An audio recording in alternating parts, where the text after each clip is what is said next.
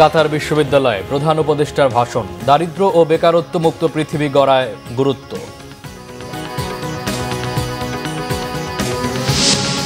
অন্তর্বর্তীকালীন সরকারের কাজে গণতান্ত্রিক শক্তির প্রত্যাশার প্রতিফলন খুব একটা নেই, রিজভির মন্তব্য।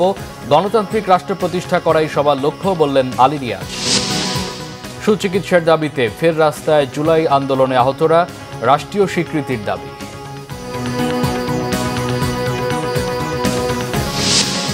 অবশেষে সরিয়ে দেওয়া হল কুয়েটের ভিসি ও প্রো ভিসিকে, অনশন ভাঙলেন শিক্ষার্থীরা।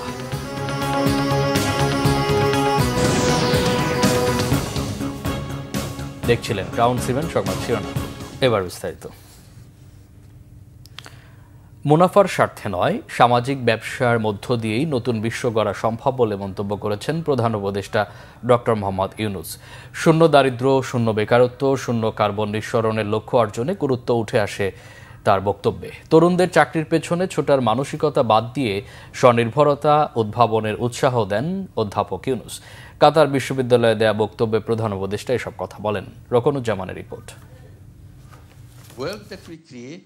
বৃহস্পতিবার কাতার সফরের তৃতীয় দিনে অন্তর্বর্তীকালীন সরকারের প্রধান উপদেষ্টা অধ্যাপক মোহাম্মদ ইউনূস কাতার বিশ্ববিদ্যালয়ে এক অনুষ্ঠানে যোগ দেন। বিশ্ববিদ্যালয়ে শিক্ষার্থীদের উদ্দেশ্যে রাখা বক্তব্যে শূন্য দারিদ্র্য, শূন্য বেকারত্ব, শূন্য কার্বন নিঃসরণ তথা 3 শূন্যের লক্ষ্য অর্জনের কথা উঠে আসে প্রধান উপদেষ্টার বক্তব্যে। They said, no, making money brings so much happiness. I make so much money. Creating social business, I don't get that happiness. I said, yes, that's true. Making money in a conventional business, making money may be happiness. Making other people happy, making the whole world happy is a super happiness. So you have to judge which happiness you are looking for. Petty happiness to make wealth, be rich, or a huge, huge happiness. My one idea has changed the world. Everyone has more than one idea to change the world, but you never take that path because it has no market value. Because the market, quote unquote, is created for profit. So we create a new concept. What is the purpose of my life? How do I feel that I have done my duty? I feel complete, that I have a responsibility I have taken care of. That's a system. So these are the 3 zeros that we are talking about, creating a world of 3 zeros. সামাজিক ব্যবসা, অর্থনৈতিক অন্তর্ভুক্তি ও প্রান্তিক জনগোষ্ঠীর অর্থনৈতিক সুযোগ সৃষ্টির মাধ্যমে বিশ্বে নতুন এক অর্থনৈতিক ব্যবস্থার কথাও বলেন প্রধান উপদেষ্টা। তরুণদের উদ্ভাবনী অন্বেষণের গুরুত্ব উঠে আসে প্রধান উপদেষ্টার বক্তব্যে। I'm saying any employment is a wrong concept. Everybody will be very up in arms. What? Employment is the wrong concept? I said human beings are not born to work for somebody else. That's my position. Human beings are independent beings. That's what the Creator has created us.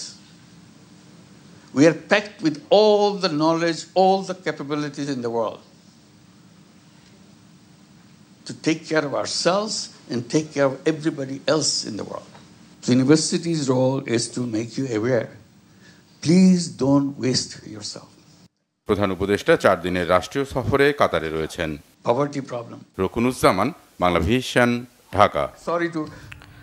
অন্তর্বর্তী সরকারের প্রধান উপদেষ্টা অধ্যাপক doctor Mohammad Yunus বাংলাদেশে বিনিয়োগ ও বিপুল সম্ভাবনা কাজে লাগাতে কাতারের প্রতি আহ্বান জানিয়েছেন।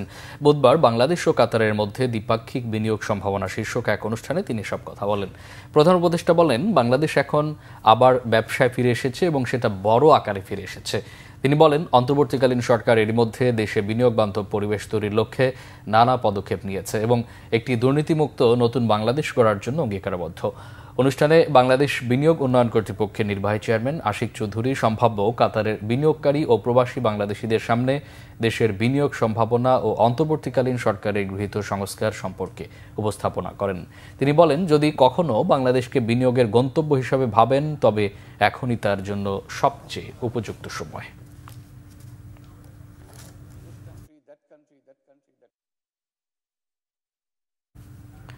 বাংলাদেশে বে টার্মিনাল নির্মাণ সহ 2 প্রকল্পে $850 মিলিয়ন ঋণ দিচ্ছে বিশ্বব্যাংক। বাংলাদেশ সরকার এবং বিশ্বব্যাংক গ্রুপের আন্তর্জাতিক উন্নয়ন সংস্থার মধ্যে দুটি অর্থায়ন চুক্তি সই হয়েছে। বুধবার ওয়াশিংটন ডিসিতে বাংলাদেশের পক্ষে অর্থ মন্ত্রণালয়ের অর্থনৈতিক সম্পর্ক বিভাগের সচিব মোহাম্মদ শাহরিয়ার কাদের সিদ্দিক এবং বিশ্বব্যাংকের পক্ষে ভারপ্রাপ্ত country director Gail H Martin চুক্তিপত্রে সই করেন। Bay terminal marine infrastructure development project বাস্তবায়নে $650 মিলিয়ন এবং সামাজিক সুরক্ষা জোরদার প্রকল্প বাস্তবায়নে $200 মিলিয়ন চুক্তি হয়। গত 20 এপ্রিল একনেক সভায় 13,525 কোটি 57 লাখ টাকা ব্যয়ে বে terminal marine infrastructure development project অনুমোদন হয়।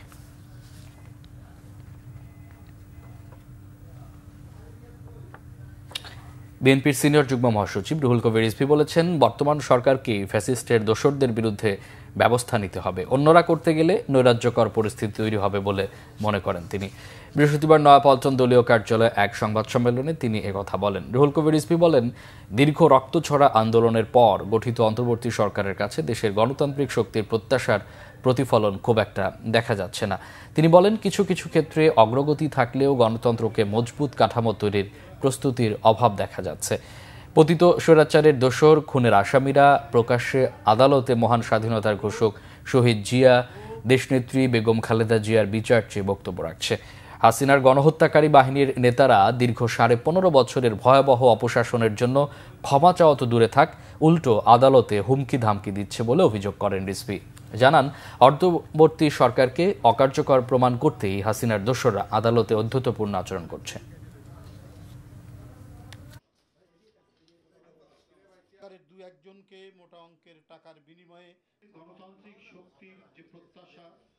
ক্রিমিনাল অফেন্স এটা তো দমন করবে সরকারের আইন শৃঙ্খলা বাহিনী, তার যে আইনি যে প্রক্রিয়াটা আছে তারা সেটা করবে।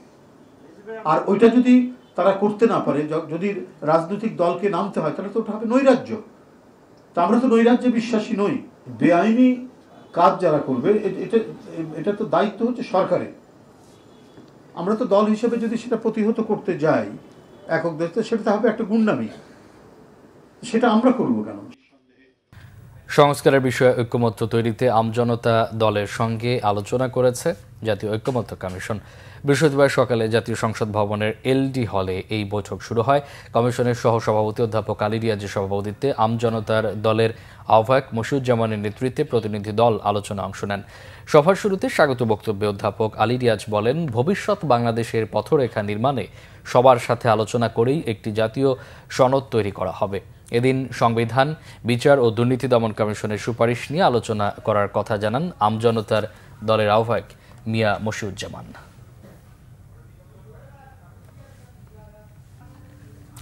প্রধান নির্বাচন কমিশনার এএমএম নাসির উদ্দিন বলেছেন, ঐক্যমত্য কমিশনের সংস্কারের দিকে তাকিয়ে থাকবে না নির্বাচন কমিশন। নিজেদের ক্ষমতার মধ্যে যা যা আছে তা নিয়ে ভোটের প্রস্তুতি নিচ্ছে ইসি। সকালে নির্বাচন কমিশন ভবনে অস্ট্রেলিয়ার রাষ্ট্রদূতের সাথে বৈঠক শেষে এসব কথা বলেন তিনি। প্রধান নির্বাচন কমিশনার বলেন, ভোটার তালিকার হালনাগাদের কাজসহ নির্বাচনের প্রয়োজনীয় কাজ শেষ করেছে কমিশন। সংস্কারের দিকে তাকিয়ে থাকবে না ইসি, এমন মন্তব্য করে তিনি বলেন, আগে যেসব সংস্কার প্রয়োজন সেগুলো আগে করবে কমিশন। নিজেদের ক্ষমতার মধ্যে যা যা আছে তা নিয়ে ভোটের প্রস্তুতি নিচ্ছে নির্বাচন কমিশন। এদিকে সুষ্ঠু ও অংশগ্রহণমূলক নির্বাচনে সব ধরনের সহযোগিতা করার কথা জানিয়েছেন অস্ট্রেলিয়ার হাই কমিশনার সুসান রাইলি।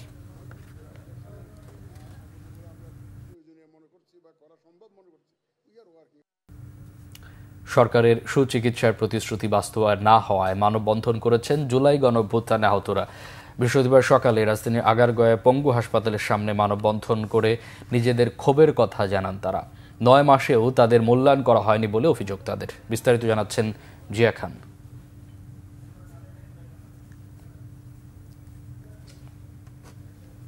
আগে পাও ধরলে বুঝতাম, পাও ধরলে এখন পাও ধরলে কোনো কিছু বুঝি না। পায়ের মধ্যে এখন দুটো বুলেট আছে। ক্ষোভের কথা বলছিলেন জুলাই গণ অভ্যুত্থানে আহত এক যোদ্ধা, সুচিকিৎসা না পাওয়ার অভিযোগ তার। কেন এত মাস আমাদের হাসপাতালে কেন থাকা লাগবে? সুচিকিৎসা নিশ্চিত না হওয়ায় বৃহস্পতিবার সকালে রাজধানীর আগারগাঁওয়ে পঙ্গু হাসপাতালের সামনে আবারও মানববন্ধন করেন আহতরা।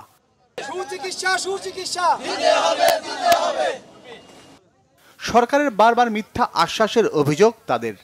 সরকার থেকে শুরু করে সার্জিস বলেন, যত বড় বড় নেতা আছে সবাই মানে আমাদের এসে বলে আশ্বাস দেয়, কিন্তু বিগত 9 মাস হয়ে গেছে। কালকে রাতেও আমাদের একটি ভাইয়ের শোনা গেছে যে পাও কাটা যাবে। 9 মাস পর একটা ভাইয়ের কেন পাও কাটা যাবে? 9 মাস যাবত আমরা 2 পাউনি ভুগতাছি, কোনো চিকিৎসা পাচ্ছি না ভালো। ডাক্তার বলছে যে 20 বছর পূর্ণ হলে তারপরে আমার 20 অপারেশন করবে বারের আসতে। তারপরে আমি 20 বছর আমার কোনো কষ্ট হবে সরকারে, আমার শুধু চিকিৎসা চাই। ভাঙা পা, হাত বা শরীরে বয়ে চলা শত শত গুলি নিয়ে নিদারুণ কষ্ট আর যন্ত্রণার কথা বলছিলেন তারা। শুধু প্যারাসিটামল এবং ইসেরগুলো যাওয়া নাপা এগুলোই খাওয়ানো হচ্ছে, শুধু আমরা বেডে শুয়ে রয়েছি। আমি এখন ভালো মতন হাঁটতে পারি না, হাত জোড়া নিতেছে না। প্রায় শত শত গুলি এখনো বের করা নয়। শুধু ডিরেক্টর আমার বেডের সামনে যায় আর বলে যে আপনার তো শত শত গুলি, এতটুকু কথা বলে সে চলে যায়। সুচিকিৎসার পাশাপাশি নিজেদের মূল্যায়নও চান আহতরা। আমরা যে 24 যোদ্ধা সেটা আমাদের মানে বুঝে বলতে হবে যে আমরা 24 যোদ্ধা। আমরা যে আন্দোলন করছি কদিন পর বলবো যে আমরা কোনো আন্দোলনই করি নাই। সুচিকিৎসা নিশ্চিত না হলে কঠোর আন্দোলনের হুঁশিয়ারি দেন জুলাই গণ অভ্যুত্থানের যোদ্ধারা। জিয়া খান, বাংলা ভিশন, ঢাকা। অবশেষে খুলনা প্রকৌশল ও প্রযুক্তি বিশ্ববিদ্যালয় কুয়েটের দায়িত্ব থেকে অব্যাহতি দেওয়া হয়েছে ভিসি ডক্টর মোহাম্মদ মাসুদ ও pro VC doctor Sheikh Shariful আলমকে। শিক্ষা মন্ত্রণালয়ের এক প্রজ্ঞাপনে তাদের 2 জনকে দায়িত্ব থেকে অব্যাহতি দেওয়া হয়। এদিকে ভারপ্রাপ্ত ভিসির দায়িত্ব দেওয়া হয়েছে সিভিল ফ্যাকাল্টির ডিন হারুনা রশিদকে। বুধবার রাত 1টায় স্টুডেন্ট ওয়েলফেয়ার এর নিচতলায় প্রদর্শনী রুমে ইউজিসি সদস্য অধ্যাপক ডক্টর তানজিম উদ্দিন খান আন্দোলনরত শিক্ষার্থীদের সামনে মন্ত্রণালয়ের প্রজ্ঞাপন পড়ে শোনান। এ সময় তিনি বলেন, কুয়েটের সাম্প্রতিক ঘটনাবলীর পরিপ্রেক্ষিতে সমস্যা নিরসন এবং স্বাভাবিক শিক্ষা কার্যক্রম শুরুর লক্ষ্যে বিশ্ববিদ্যালয়ের উপাচার্য এবং উপ উপাচার্যকে দায়িত্ব থেকে অব্যাহতি দেওয়া হয়েছে।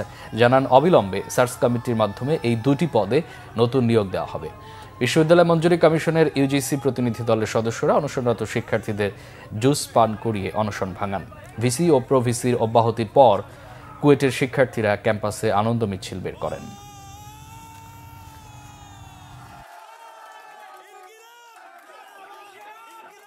বিশ্ববিদ্যালয়ের উপাচার্য এবং উপ উপাচার্যকে দায়িত্ব থেকে অব্যাহতি প্রদানের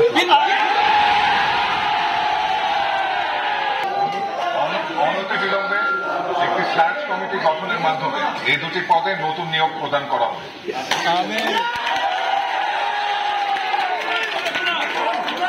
অন্তর্বর্তীকালে বিশ্ববিদ্যালয়ের নিয়মিত কার্যক্রম চালু রাখার সাথে জ্যেষ্ঠ অধ্যাপকগণের মধ্য থেকে একজনকে সাময়িকভাবে উপাচার্যের দায়িত্ব। যুক্তরাজ্যে যেভাবে প্রেসিডেন্সিয়াল বিতর্কের যুক্তিতর্ক দেখে নাগরিকরা ভোটের সিদ্ধান্ত নেয়, বাংলাদেশেও তেমন গণতন্ত্র প্রতিষ্ঠার আশা করছেন engineer Ishraq Hossain. Saint Joseph উচ্চ বিদ্যালয়ে জোসেফাইট ডিবেটিং ক্লাব আয়োজিত বিতর্ক উৎসবে তিনি এসব কথা বলেন। ইঞ্জিনিয়ার ইশরাক হোসেন বলেন, ভোট দেওয়ার ক্ষেত্রে ভোটাররা স্বাধীনভাবে সিদ্ধান্ত নেয়ার পরিবেশ গণতন্ত্রের অন্যতম উপাদান, আর সেখানে রাজনৈতিক দলের কর্মপরিকল্পনার যুক্তিতর্ক দেখে মানুষ সিদ্ধান্ত নিতে পারলে প্রার্থীও জনগণের কাছে জবাবদিহি করতে বাধ্য থাকবেন। বিরোধীদের সাথে যুক্তিতর্ক করে দেশকে এগিয়ে নেওয়ার আশা করেন engineer Ishraq Hossain. Debate for democracy chairman Hasan Ahmed Chowdhury Kiron, অধ্যক্ষ ডক্টর লিও জেমস পেরেরা সহ শিক্ষক ও শিক্ষার্থীরা অনুষ্ঠানে উপস্থিত ছিলেন।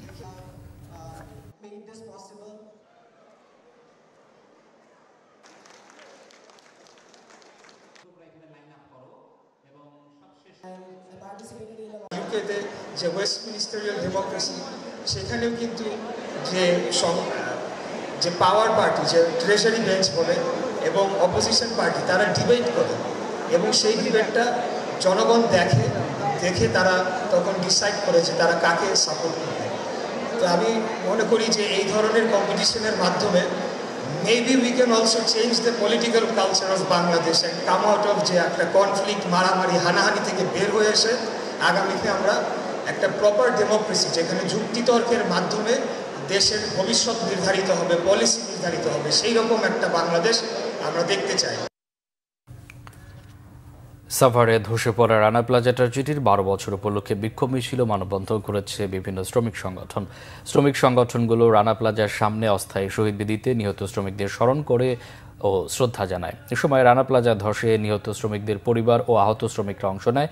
পরে তারা রানা প্লাজার মালিক সোহেল রানার ফাঁসি দাবি করেন সরকারের কাছে। সেখানে যে কোনো অপ্রীতিকর ঘটনা এড়াতে অতিরিক্ত পুলিশ মোতায়েন রয়েছে। দিনটি উপলক্ষে জাতীয় নাগরিক পার্টি 13 থেকে 24 স্মরণ ও সংস্কার শ্রমিকের বন্দোবস্ত শীর্ষক আলোচনা সভার আয়োজন করে। এতে প্রধান অতিথি ছিলেন এনসিপির সদস্য সচিব আক্তার হোসেন।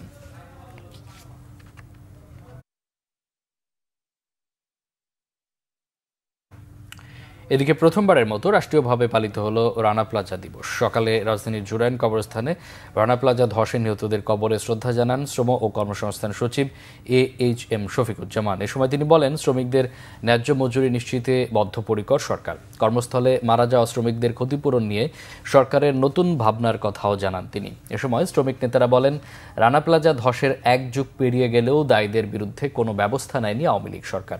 জড়িতদের সাজা নিশ্চিত করতে অন্তর্বর্তী সরকারের প্রতি অনুরোধ জানান তারা। এ সময় নিহতদের স্মরণে কোরআনখানি, ফাতেহা পাঠ ও দোয়া মোনাজাত করা হয়। পরে শ্রম ও কর্মসংস্থান মন্ত্রণালয়, বিভিন্ন শ্রমিক সংগঠনের পাশাপাশি রাজনৈতিক দলের পক্ষ থেকে নিহতদের কবরে শ্রদ্ধা জানান। ভারতের ট্রান্সশিপমেন্ট সুবিধা বাতিলে বাংলাদেশের ব্যবসা বাণিজ্যে নেতিবাচক প্রভাব ফেলবে না বলে আবারও আশ্বস্ত করলেন বাণিজ্য উপদেষ্টা শেখ বশিরউদ্দিন। বরং পণ্য রপ্তানিতে পরিবহন ব্যয় দ্রুতই কমে আসবে বলে আশা প্রকাশ করেন তিনি। রাজধানীতে ইন্টারন্যাশনাল কনভেনশন সিটি বসুন্ধরায় 2 দিনব্যাপী আন্তর্জাতিক প্রদর্শনীর উদ্বোধনী অনুষ্ঠানে বাণিজ্য উপদেষ্টা জানান, ব্যবসা বাণিজ্যে দুর্নীতি কমানো ও সহজীকরণ করতে সব ধরনের উদ্যোগ নিয়েছে সরকার। ব্যবসায়ীরা এর সুফল পেতে শুরু করেছেন। অনুষ্ঠানে বিশ্বব্যাংকের ভারপ্রাপ্ত কান্ট্রি ডিরেক্টর সুহাইল কাশিম শক্তিশালী বাজার নেটওয়ার্ক গড়ে তুলতে পরামর্শ দিয়েছেন। এক পণ্যের দিকে আর ফোকাস না রেখে বাংলাদেশের এসএমই খাত গুরুত্ব দেওয়া উচিত বলেও মন্তব্য করেন বিশ্বব্যাংকের ভারপ্রাপ্ত কান্ট্রি ডিরেক্টর।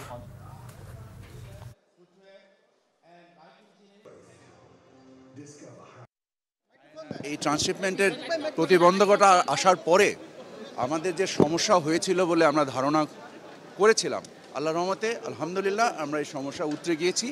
এখন আমরা কস্ট কমানোর কাজ করছি এবং কস্ট কমানোর জন্য যে নিয়ামকগুলো আছে প্রত্যেকটা নিয়ামক আমরা চিহ্নিত করেছি এবং একটা একটা করে সপ্তাহ 2-এর মধ্যে আমরা পূর্বের যে খরচ ছিল ইনশাল্লাহ সেই খরচ বা তার থেকে কমে আমরা এই কাজটা করতে পারবো। তো আমাদের এক্সপোর্টের প্রতিযোগিতার সক্ষমতা আরও বাড়বে। নতুন করে প্রাইসটা কেন বাড়বে?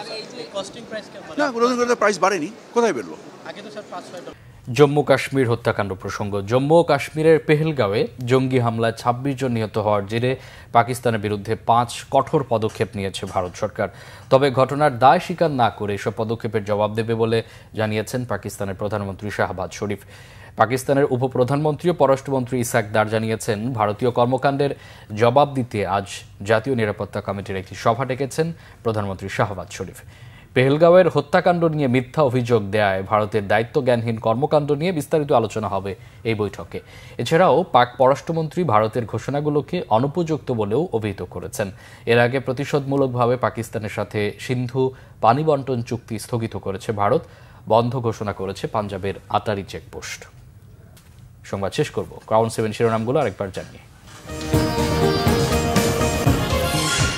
কাতার বিশ্ববিদ্যালয়ে প্রধান উপদেষ্টার ভাষণ, দারিদ্র ও বেকারত্ব মুক্ত পৃথিবী গড়ায় গুরুত্ব।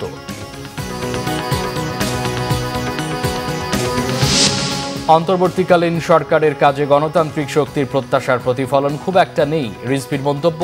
গণতান্ত্রিক রাষ্ট্র প্রতিষ্ঠা করাই সবার লক্ষ্য, বললেন আলী রিয়াজ। সুচিকিৎসার দাবিতে ফের রাস্তায় জুলাই আন্দোলনে আহতরা, রাষ্ট্রীয় স্বীকৃতির দাবি।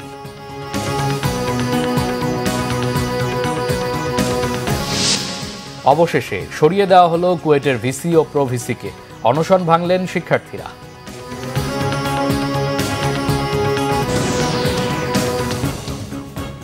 এই ছিল এখনকার মতো। পরে সংবাদ বিকেল 4টায়, এর আগে 3টা রয়েছে নিউজ টপ 10 দেখার আমন্ত্রণ রইল। এছাড়া বাংলা ভিশন সংবাদ ও সংবাদ সংশ্লিষ্ট অনুষ্ঠান দেখতে ভিজিট করুন www.bfnews24.com ও facebook.com/banglavisionnews এবং সাবস্ক্রাইব করুন youtube.com/banglavisionnews। এতক্ষণ সাথে থাকায় অসংখ্য ধন্যবাদ।